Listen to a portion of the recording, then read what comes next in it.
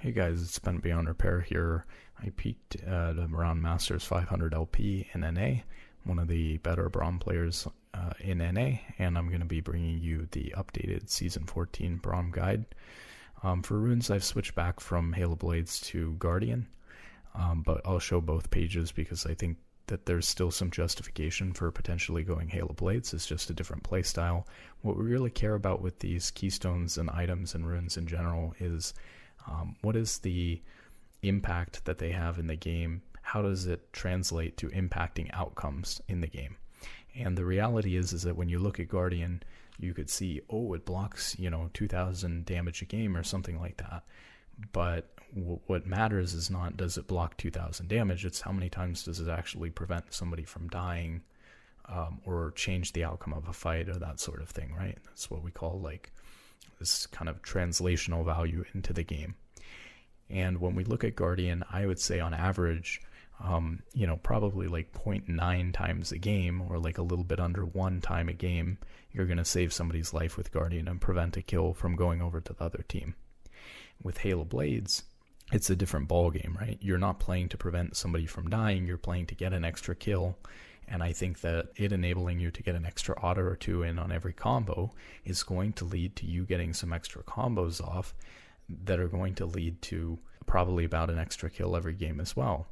And so they're very different runes and they give you different secondary runes and stuff like that. And so they're going to lead to different play styles, but I think that they have very close impact in terms of what they do for you as Braum in the game.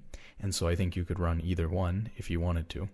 And then if we try to go and look at stats or something like that, there's not really a lot of stats on Hail of Blades because not a lot of people run it. So we don't really have the stats to compare. So I take, for the Guardian page, I take Guardian and then Font of Life, which is really best in slot. Bone Plating also really by far and away better than most of the other runes in the slot. Maybe you could make an argument for Second Wind if you're into double ranged heavy poke matchup bot lane. And then since they changed Unflinching, Overgrowth is really your only option. Overgrowth just stat checks Unflinching because Unflinching gives such a small amount of damage reduction when you get CC'd, and it's conditional on getting CC'd, whereas Overgrowth gives a very little amount of health, especially in the very beginning of the game. But once you get to about 10 minutes or so, and a little bit onward, you're getting an extra 100, 110, 140, 150 health from the rune, and so then it starts to have a pretty decent impact. And then you just don't have enough healing and shielding to justify something like Revitalize on Braum.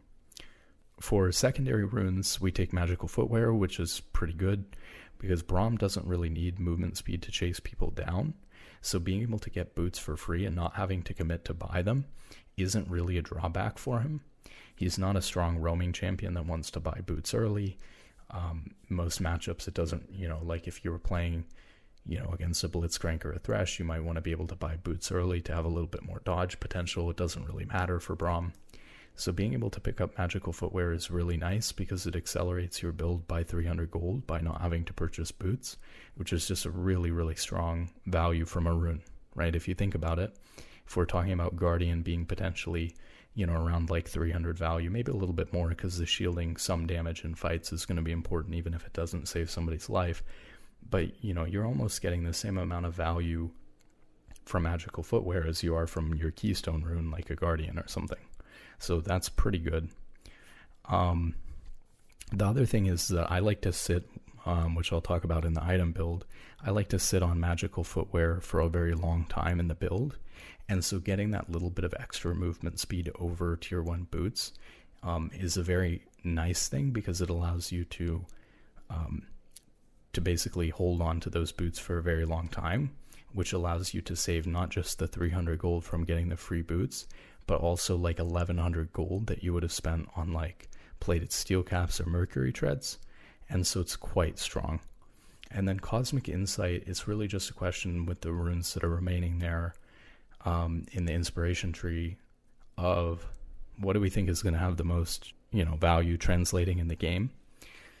And, there's some that just stand out as not being that good. You don't really need Biscuit Delivery or Minion Dematerializer or Time Warp Tonic, especially since it's been nerfed and biscuits have been nerfed. Futures Market kind of does a similar thing What they're trying to accomplish is give you Locket and Redemption faster, or Cosmic Insight is trying to make their cooldown come up faster so that you can get like one additional use of Locket and Redemption a game that will hopefully come at a time when it translates into, oh, I was able to buy Locket or Redemption earlier with Futures Market, and so now I'm able to use it at this dragon fight. I wouldn't have had the item otherwise before. And so maybe that translates into better outcomes in the game. Same thing with Cosmic Insight. Oh, my Locket or Redemption's on cooldown, but now it's up a little bit faster, and so now I have it at this fight that I wouldn't have had it otherwise. The difference for me is that Cosmic Insight also gives you the 18 Summoner spell haste, which is going to allow you to potentially live an extra time with Flash or something like that, or have Exhaust when you need it. And even though you're not using any of these items or Summoner spells off of cooldown, certainly in solo queue there are situations where these cooldowns being a little bit shorter are going to result in you getting those extra uses in a game. And so I think it's really between, like a Futures Market or a Cosmic Insight, but I feel like Cosmic Insight's a little bit more versatile because it gives Summoner spell haste as well. So then for the stats, a lot of people like taking attack speed on Braum, but 10% attack speed's really not that much, whereas the 8 ability haste is quite a lot. If you think about 10% attack speed is really not speeding up your attacks per second by very much at all. Whereas the 8 ability haste is maybe like a fourth of all of the ability haste you need the whole game in order to really get your abilities up much quicker. And so the ability haste, just stat-wise, is a much better stat to be able to get. And then you have, the health versus some of the other things. I think the other things are a bit of a bait. Like I said, you don't really need that much movement speed on Braum. Braum can't make use of Adaptive Force because he doesn't have any AD ratios, and his only AP ratio is on his ult, which you're not using very much, so you don't get anything out of an AP ratio there. Tenacity is kind of overrated because if you have like 10% tenacity, so you get stunned for 0.9 seconds instead of 1 second, that's probably not going to translate into much of anything. To try to argue that that's going to translate into being worth 65 health every time is, that's kind of hard to do. The reason why I take the flat health instead of the scaling health for the second health rune is because in solo queue, you're pretty much always going to be having some sort of fight or all-in prior to level 7, which is when the scaling health becomes better than the flat health. And so I feel like, especially in bot lane and solo queue, taking the flat health just gives you more value than taking the scaling health.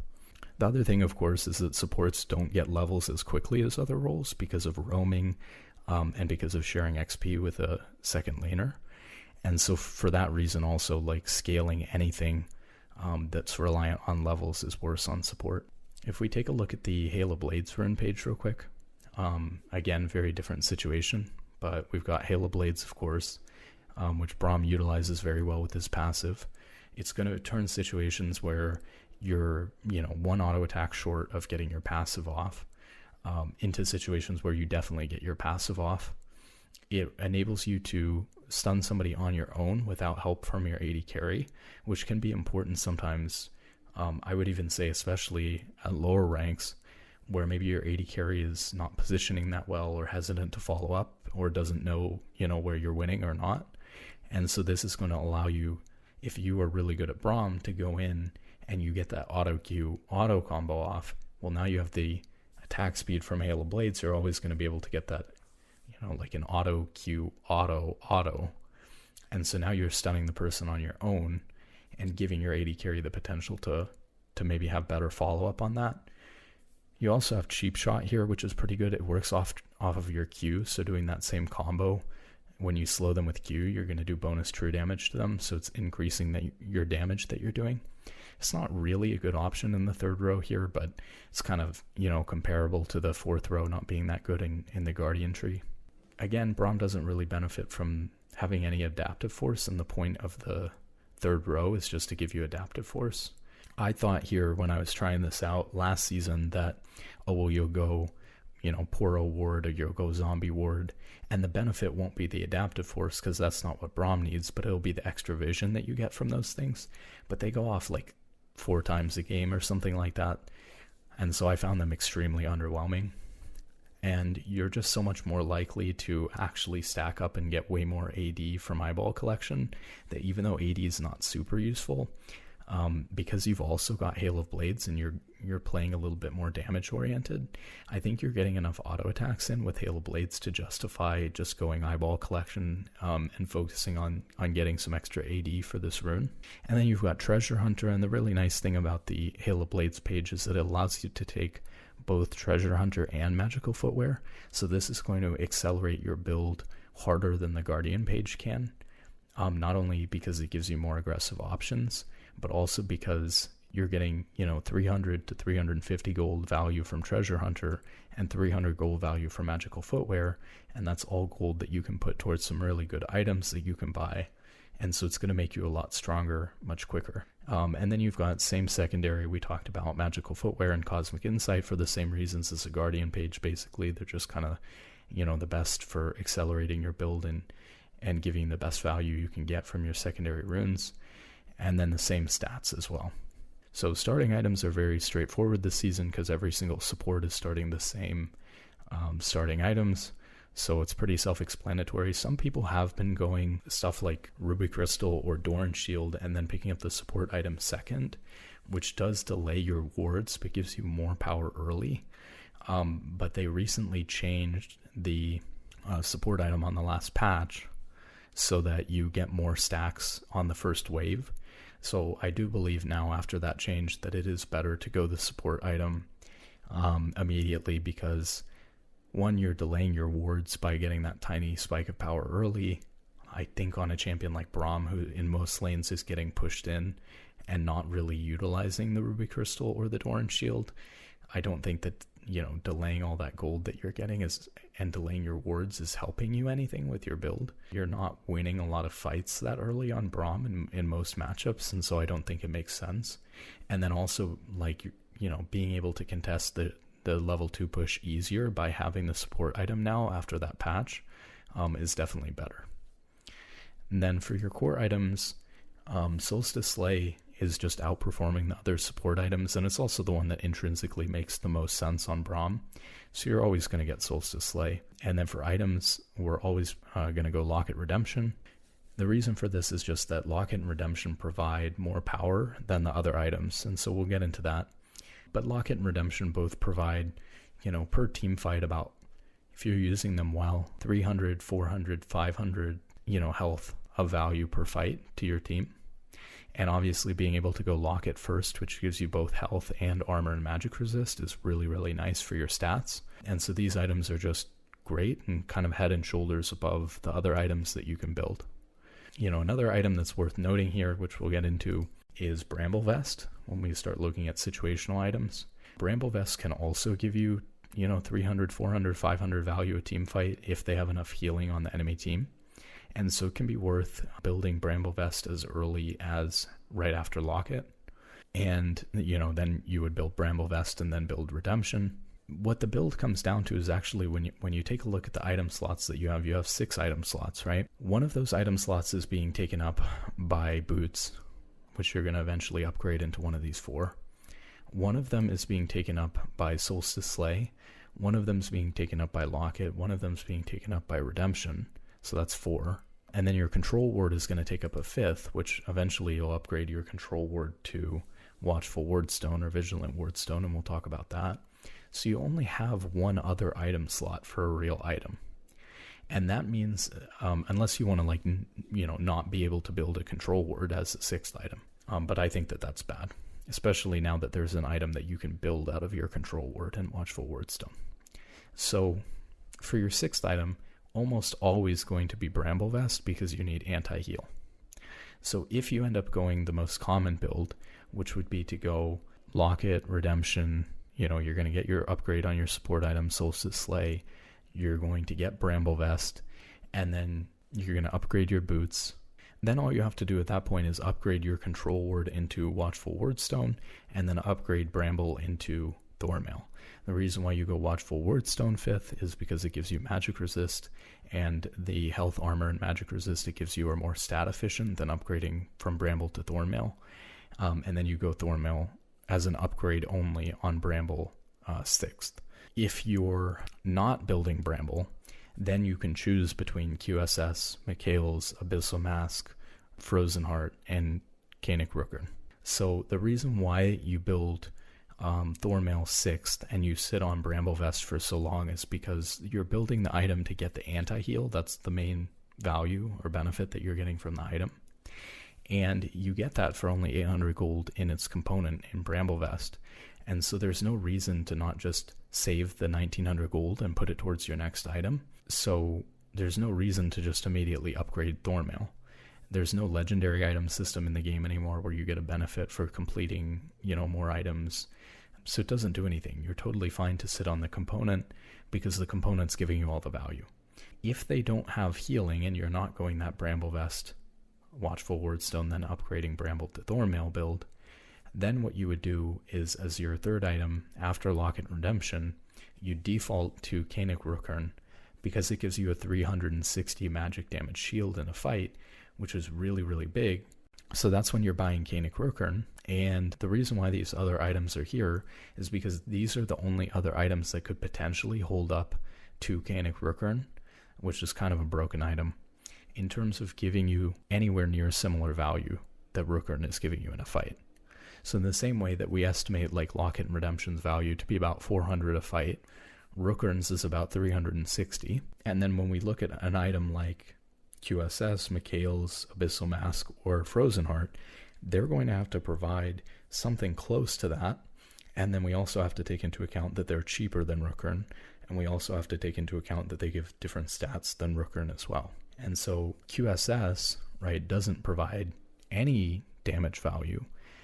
But if you can get like 150 reduced damage in a fight by being able to use QSS every fight, which you probably can if you're against a bunch of CC, then QSS is not a bad option because it's half the cost of Rookern. You're getting about half the value there, and you're getting access to the active much earlier than you would to Canik Rookern. So it's not a terrible option, but you'd have to have a good situation against CC that you can consistently get it off against, and it requires much more active skill and participation in order to get the same value that Rookern is providing you very low skill passive protection against, right? Same thing with Mikhail's, right? Mikhail's is going to heal for maybe 200 or something like that when you get a third, and maybe with the cleanse that you give to your ally, they're able to avoid like an extra 160 damage or something like that. Then that would be equal to Rookern, but a little bit less expensive, and so then Mikhail's could be better than Rookern. The way the numbers work on Abyssal Mask, or it increases the magic damage that the enemy team is going to take by about 6 to 10%, depending on whether they're tankier and have like 100 MR already, or whether they're squishier and have like 50. So on average, it's going to be increasing their magic damage that they're taking by about 8%. What that comes out to is if all 5 champions on the enemy team have 2,000 HP each, there's about 10,000 HP to get through on the enemy team in a team fight. Your team would have to deal 50% magic damage on all 10,000 of their HP in order for this to break even with Rookern. But that would mean that all of the damage that your team does during that fight, half of which is magic damage, you would need to be in range of Abyssal Mask for all of that to happen. So that's kind of where it's difficult to compare the numbers in the scenarios, because you would have to be near all of the action, and that's very difficult to do.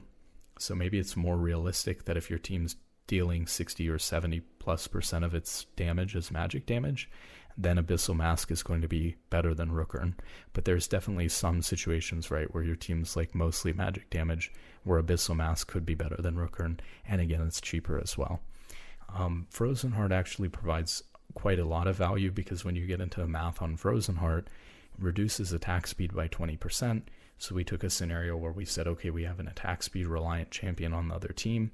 70% of their damage is coming from their auto attacks, and 30% is coming from their abilities. And if they're doing 2,000 HP, so if they're killing somebody and you have Frozen Heart on them the whole time, and they 100 to 0 someone with 2,000 HP on your team, Frozen Heart is going to reduce more damage than Canik Rookern if they kill like 1.3 people. You know, you could think about it as they need to have like 1.3 attack speed reliant champions on their team that you're constantly applying Frozen Heart to during a team fight for Frozen Heart to reduce as much damage as Rune is protecting you from. And so roughly speaking, if they have like 2 or more attack speed reliant champions that you're going to be within range of Frozen Heart of, then Frozen Heart can provide better value than Rune as well.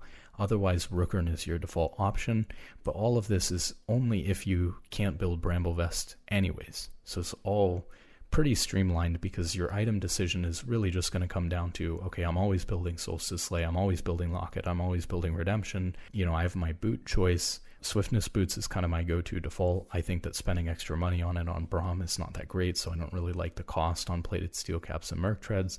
I think that tenacity is kind of overrated because, as I said before, with like the Rune, even with 25% tenacity or something like that, if you get CC'd for 3/4 of a second instead of 1, is that really going to translate into you taking much less damage or a huge amount of value to you? I don't think so. Plated steel caps was kind of nerfed heavily, and the idea that it synergizes really well with Braum E is sort of only on paper, because in a real game you want to save Braum E for canceling certain important abilities, not for just blocking auto attacks, so you're not just trying to eat auto attacks on Braum all game.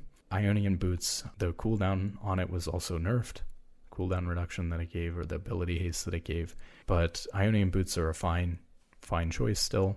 And swiftness boots I really like a lot, especially if they have a lot of slows, which I tend to find that most games the enemy team has at least a couple of slows. It really allows me to move around in a team fight and potentially compensate for, you know, me playing too far forward in a fight. It allows me to move around a fight much easier, to apply my passive and to peel for the people I'm supposed to be peeling. So that's kind of how I go through the boot decision. And then it's just, okay, so we got our boots, we got Solstice Slay, we got Locket, we got Redemption. Is it a Bramble Vest game or no, right? And then if it's a Bramble Vest game, we just go Bramble Vest. Then we finish Watchful Wardstone from our control ward. And then we upgrade Thornmail as a 6th item. Game's probably over way before then anyways. And if it's not a Bramble Vest game, pretty much default into Rune. If your team is dealing 60 or 70% magic damage, you go Abyssal Mask. If they have a CC ability like an Ashold or something that you think you can mitigate a lot of damage in a fight by getting rid of that ability, you know, or a Malzahar ult or a Mordekaiser ult, maybe consider QSS. Obviously, you know, Malzahar ult, you're not going to be able to break with Mikhail, so know which one they actually work on. But, you know, that's kind of the situation where QSS or Mikhail's could be good. And then if they've got 2 or more attack speed reliant champions, going Frozen Heart can be better than Rune. And then that's pretty much it. And then after you build that as a 3rd item, then you'll upgrade Watchful Wardstone, your control ward, into Watchful Wardstone as a 6th item. And then, like I mentioned, you'll go Iron Elixir if you think the game is going to end within the next 3 minutes, and you won't be able to like upgrade your item in the next 3 minutes. Like maybe if you're able to finish Rune or something like that in the next 3 minutes, or you're able to finish Bramble, that could be better than buying the Elixir. But unless you're about to complete an item before the fight, if you think you're about to lose or you're about to win, probably better to buy Iron Elixir. These are items that I think you should never build on Braum. Some of them are probably pretty self-explanatory, but I think a lot of people will want explanations for certain items, so I'll touch on those. Obviously, you know, with like a Warmogs or something like that, you're just recalling too often on support in order to refresh your wards anyways. The point of Warmogs is if you're top lane or you're mid lane and you're solo laning and you need, and maybe you're in like a losing matchup, or you're a tank solo laning versus a Fiora, Jax or something late game, and you're taking bad trades when you're trying to clear the wave, but then you can back off in between waves and heal and stay there without losing pressure in a side lane. That's what Warmogs is for. On support, if you're healing, you know, if you're taking a bunch of damage and then healing from the item, it's most likely just causing you to overstay fight after fight after fight, because you need to go back after every fight to refresh your wards. Support recalls more than any other role by far in order to refresh their wards, so there's no reason why you would want an item that allows you to stay on the map for longer like Warmogs. You don't have enough healing and shielding on Braum to justify something like Spirit Visage, or Visage, whatever. And then Force of Nature is a pretty decent item, but it's simply outpaced by magic resist item like Canic Rookern right now. Randuin's, the math was something like, in order to approach the damage reduction you get from Canic Rookern, the break-even point was like you'd need to take more than 50% of all of the damage that you're taking as crits only. And even if a bunch of the champions on their team are crits, I kind of doubt that on Braum, like 60% of your HP is being done with crits only. That's just like very unrealistic. Wit's End is kind of like a meme if you're playing maybe top Braum, but like obviously on support, I don't think it's good, even though he likes attack speed. I don't want to see that. And then Hollow Radiance and Zeke's actually have kind of a similar problem, which is they do magic damage, but because the magic damage goes through enemy resistances, I ran into a really weird phenomenon, which is items that provide healing and shielding like Locket or Redemption or even Canic Rookern are much better value-wise than damage items like Zeke's or Hollow Radiance that do magic damage.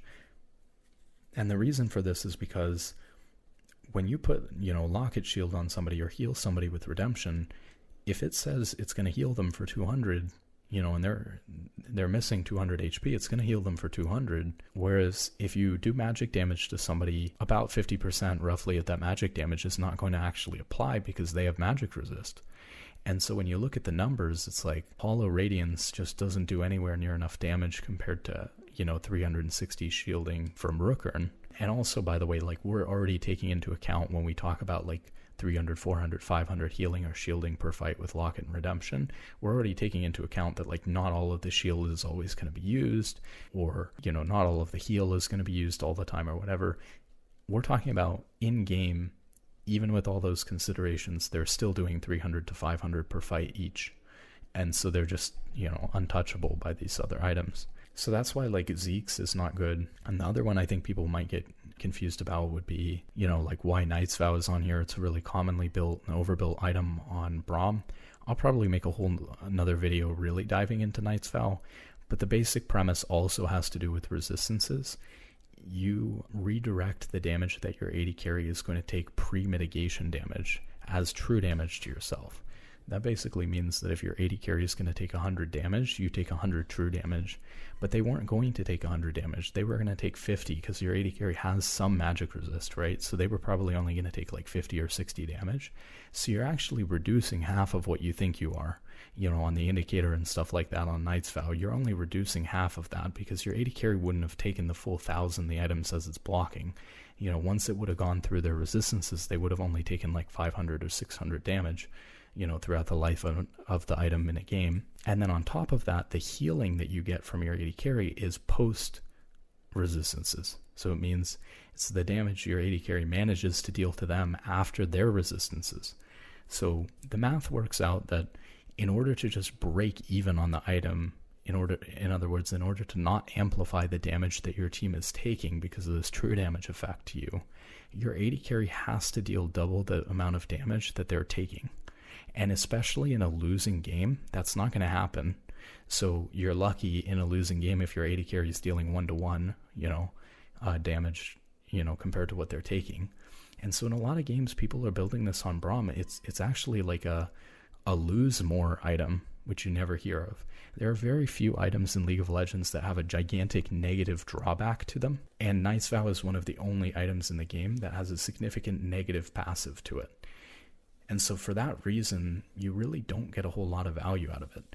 On top of that, when you look at the math, even if you were blocking the whole time with Knight's Vow, which is super conditional because you'd need to be above 30% HP the whole time, and your AD carry would need to go from 100 to 0, and your AD carry would have to deal double the amount of damage they're doing during that team fight where they go from 100 to 0. Even in that best possible case scenario, you're switching like 260 damage from your AD carry to yourself, whereas Canic Rookern's blocking 360 damage. And yes, there's some extra value to blocking 200, like arguably blocking 260 for your ADC is better than you blocking 300 for yourself, but that's a big difference, 360 between like 260. So even in the best case scenarios for the item, it's really just not that good. And so I don't really think there's a scenario where it competes with, with Frozen Heart or with Koenig Rückern for a champion like Braum or Bramblevest. So that's why it's here. For Exhaust versus Ignite, obviously if you're in a lane where they have a lot of healing, like a Soraka or a Sona or something like that, Ignite's going to be really good. If they have a lot of assassins on their team, like a Zed or a Talon or a Nocturne, Exhaust is going to be good. Or maybe they have Callista bot lane, where you get both the effect of kind of crippling her movement speed and reducing her attack speed really strongly in both ways, because she moves based on her attack speed. Then obviously Exhaust is great based on the matchup, but a lot of times I like to think about the long-term implications, and I talked about this in my other video on Who's the Beatdown, which is there is a team in League that's like a scaling team and is going to automatically win over time as long as they don't fall super far behind, and there's a team that has to win early really hard. And if I find that I'm on the team that has to win really hard early, then I take Ignite to try to win my lane. And if I find that I'm on a scaling team with a Smolder or something like that, then based on actually what champions are on my team, if I see that I have a Karthus and a Vladimir and a Smolder on my team, I'm usually opting for Exhaust regardless. And if I see that I have like a Lee Sin, Lucian or whatever, and we have to win early, I'm going for Ignite. So that's kind of the logic behind the summoner spells. And then I'll just leave you with similar advice to last year, which is really the things that have helped me improve, is focusing on timing my abilities and being patient with my spells in the game.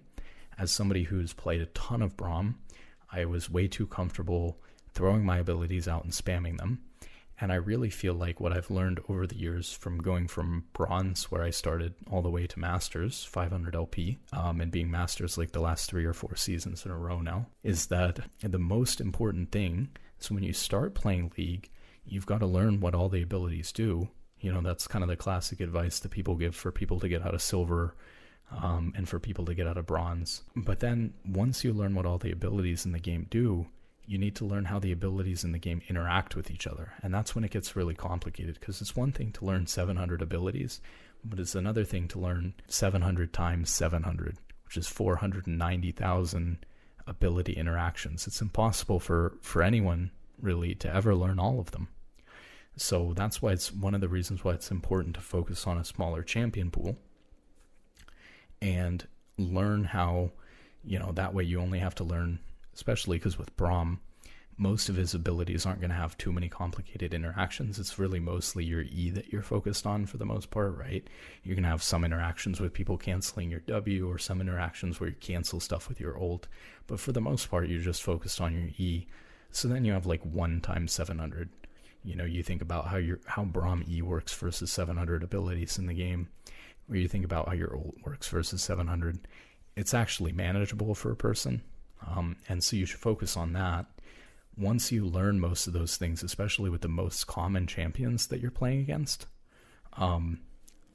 then once you're in game, in a team fight, right, or in lane, look for that ability that's most important for you to block. So if I'm playing a team fight and I'm against an enemy team and they have a Misfortune and an Ornn on their team, I'm thinking to myself in Champion Select and in Loading Screen, this game, the way that I can play a team fight the best is by using my E to block Ornn ult and using my ult to cancel MF ult. And so every team fight, this helps me tremendously because I know where to look during the fight. I know that I should be looking at MF and I should be looking at Ornn. And when I see them, start their ult animation, I know what to do. And so if Ornn starts ulting, I'll E backwards and block his ult. And if MF starts ulting, I'll throw my ult at her. And if I can do that consistently in fights, I'll be playing at a really, really high level. Like we're talking top of the line challenger. Because, even just doing that half the time, you're playing at a really good Masters level. And there's other things that you need to improve too, of course, but just focusing on that ability usage is going to be absolutely massive to improving the way that you're playing the game and stepping up from being, a gold, a platinum, a diamond level player. Emerald now exists in the game, right? To being like a master, grandmaster level player is that ability usage. Because so many times people think, oh, well, I hit Q or I blocked some damage with E. So there wasn't anything inherently obvious wrong with the way that I was using my abilities. But the amount of value that I get from using my E to block the most crucial spell in a fight versus the amount of value somebody else would get by just using E to block a couple auto attacks from their AD carry, it's a massive difference, right? So that's what you should focus on. And then the other thing that's cool is, even if it sounds like, oh, it's really hard to time it properly, it's because you're not thinking about it, you're not focused on it, you're not looking for it in the fight. If you're focused on it and you're trying to do it, even if you mess up the first couple of times, you'll only get better and better at doing it. And then once you've practiced doing it and tried to do it, tried to block Ornn ult 10 times, tried to cancel MF ult 10 times, you'll be so much better at doing it that you'll actually do it really fast. And then pretty quickly you'll go from being not that good at canceling those important abilities to being like really good at instantly canceling them, and eventually it'll become a habit and a second nature. Hope that helps you guys, and enjoy your climb in season 14.